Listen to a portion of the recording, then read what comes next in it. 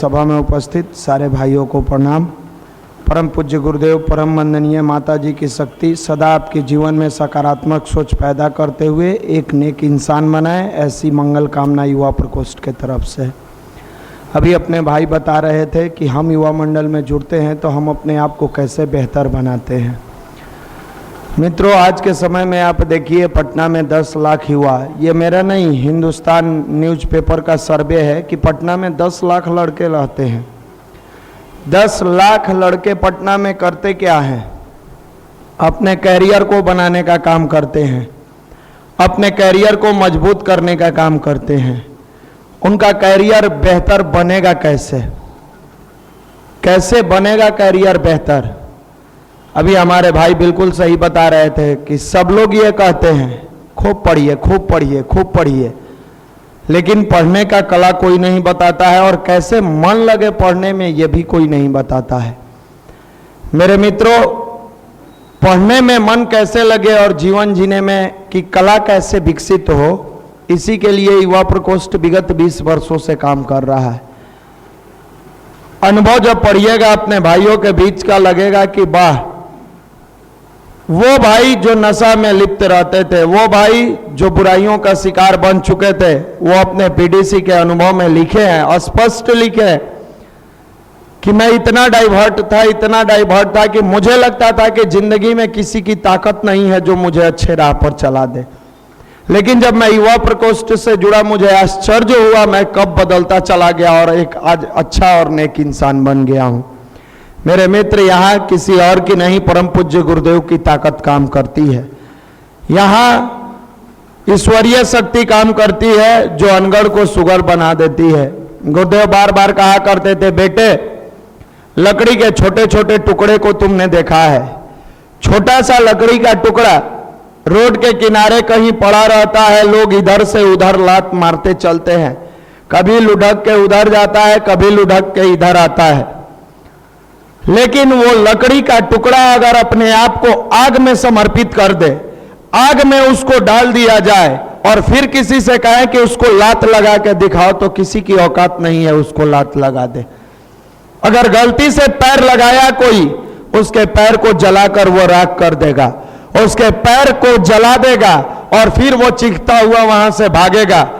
एक बार अगर युवा की जवानी अपने आप को अध्यात्म के हवाले समर्पित कर दिया तो दुनिया में कोई माई का लाल पैदा नहीं हुआ है जो इसे भटकाए, कोई नहीं भटका सकता है। आज लोग इसलिए भटका रहे हैं कि हम भटकने के लिए तैयार हैं। हम उस लकड़ी के टुकड़े की समान है जिसको कभी इधर से मारा गया उधर चला गया, उधर से मारा गया उधर चला गया। सब व्यक्ति चाहता है मेरी हैसियत बढ़ जाए, मेरी ताकत बढ़ जाए। हैसियत बढ़ाना चाहते हैं? हाँ भैया, हैसियत बढ़ाना चाहते हैं। कैसे? जैसे लोग सीएम से जुड़ता है तो कहता है मेरी हैसियत है। काहे भाई हैसियत है? हमारा जान पहचान डायरेक्ट सीएम से है। छोटा मोटा दरोगा से जान पहचान होता है, उस इलाके में रहने वाले लोग कहते हैं मेरा हैसियत है, इस इलाके में हैसियत है, हम हैसियत वाले हैं। क्यों?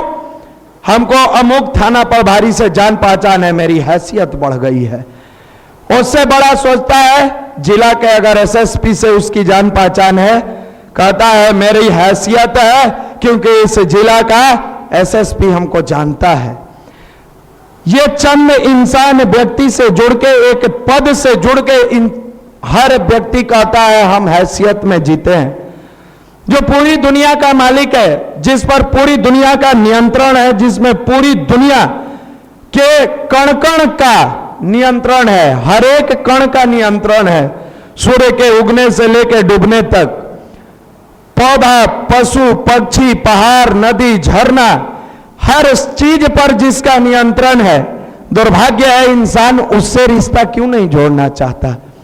हैसियत ही बढ़ाना है तो ये क्षणिक पदाधिकारी जो आज है 30 साल बाद रिटायर कर जाएंगे, उससे जुड़ के अगर आप अपने आप को सौभाग्यशाली मानते हो तो परम सौभाग्यशाली उस दिन तुम बन जाओगे जिस दिन परमात्मा से अपनी कनेक्शन को जोड़ोगे, अपने आप को जोड़ोगे और अपनी हैसियत में कहोगे मुझे धरती के व्यक्ति से नहीं, उस ब्रह्मांडीय शक्ति से रिश्ता जोड़ा है और दुनिया में मेरा कोई बाल बांका नहीं कर सकता है।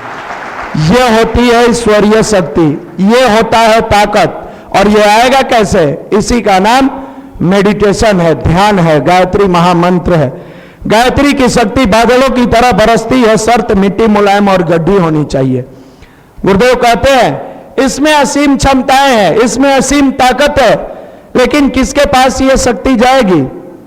वैसे युवा के पास जाएगी जो शालीन हो, जिसके मन में देश की प्रति जागरूकता हो, जिसके मन में अपने माँ बाप के प्रति लगाव हो, जिसके मन में अपने कर्म के प्रति वफादारी हो, जिसके मन में ऐसी लालसा हो कि हम भले ही भूखे रहेंगे लेकिन हम दूसरों को 2 रोटी है तो उसमें से 1 रोटी जरूर खिलाएंगे, यानी जिसके अंदर इमोशंस हो, भाव हो। गायत्री की शक्ति बादलों की तरह बरसती है, शर्त लगा है मिट्टी मुलायम और गड्ढी होनी चाहिए। शालीन बनिए और ऑब्जर्व करने की कैपेसिटी पैदा करिए। छोटे मोटे नौकरी के रिजल्ट आने के बाद युवा से पूछिए आपको कितनी खुशी मिली, वो व्यक्त करता है अपना भाव, भैया बड़ा अच्छा लगा, बड़ा मजा आया, मेहनत किए थे फल मिला।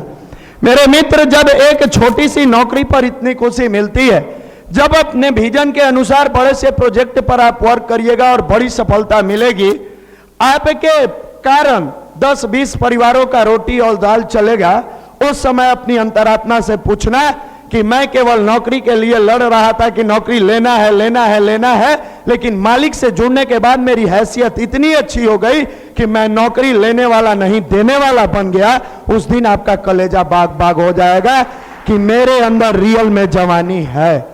आज का युवा तो पानी की तरह बहते जा रहा है, कभी ऑर्केस्ट्रा के पीछे, कभी नाच के पीछे, कभी फैशन परस्ती के पीछे, कभी लड़कियों के पीछे, और कहता है हम युवा हैं, हमारे अंदर जवानी है। अरे मेरे मित्र, ऐसी जवानी को लानत है जिस जवानी को संभाल के अगर राष्ट्र के काम तुम नहीं लाए, अपने काम नहीं लाए, परिवार के काम नहीं लाए, ऐसी जवानी लेकर ये राष्ट्र क्या करेगा? जो जवानी डाइवर्ट होकर दूसरों के लिए मुसीबत खड़ा कर देती है, जो जवानी डाइवर्ट होके अपने माँ बाप के लिए समस्या खड़ा कर देती है, जो जवानी डाइवर्ट हो गई एक छोटी सी नौकरी नहीं ले पाती है, ऐसी जवानी लेकर यह राष्ट्र कुछ नहीं कर सकता है। जवानी कैसी चाहिए? भगत सिंह वाली चाहिए। जवानी कैसी? खुद्दीराम बोस वाली। जवानी कैसी? एपीजे अब्दुल कलाम जी वाली।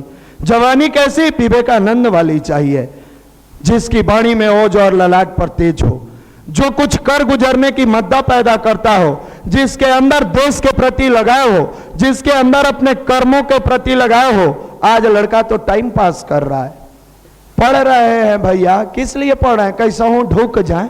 कहां ढूकिएगा? ढूक के क्या करिएगा? आपसे पहले बहुत लोग ढूक के बैठे हैं, देश को लूट के कंगाल बना दिए, करप्शन चरम पर है। शिक्षा शिक्षा शिक्षा, पूरी दुनिया में चर्चा का विषय है शिक्षा। शिक्षित भारत हो जाएगा, देश से करप्शन समाप्त हो जाएगा। शिक्षित राष्ट्र हो जाएगा, देश से बुराइयां दूर हो जाएगी। मेरे मित्र, किसी भी एक अशिक्षित व्यक्ति का नाम बताओ जो देश में घोटाला किया हो। आप कहते हो ना कि शिक्षा आ जाएगा, सारा करप्शन समाप्त। किसी एक व्यक्ति का नाम बताओ जो अशिक्षित हो और देश में घोटाला किया हो। कोई नहीं किया है। जितने बड़े घोटाले में नाम आएगा वो सारे शिक्षित लोग किए हैं। कैसे माने कि शिक्षा से आपकी समस्या का समाधान हो जाएगा? शिक्षा के साथ अगर संस्कार नहीं आया तो पूरी जब तक ये धरती रहेगी, बिना संस्कार युक्त शिक्षा हमेशा बेकार रहेगा, हमेशा बेकार रहेगा। ये शिक्षा 2 और 2 4 सिखा सकती है, लेकिन ये शिक्षा 2 और 2 4 होता है और 4 व्यक्ति को ईमानदारी से रोटी मिलनी चाहिए, कभी नहीं सिखा सकता है। ये जब सिखाता है उसी का नाम भारत का अध्यात्म और गायत्री महामंत्र है। ये जो हमारे ऋषि महर्षियों ने अपनाकर अपने जिंदगी में और लोगों के प्रति ममता पैदा किया, जहां रत्नाकर जैसा डाकू वाल्मीकि बन गए, जहां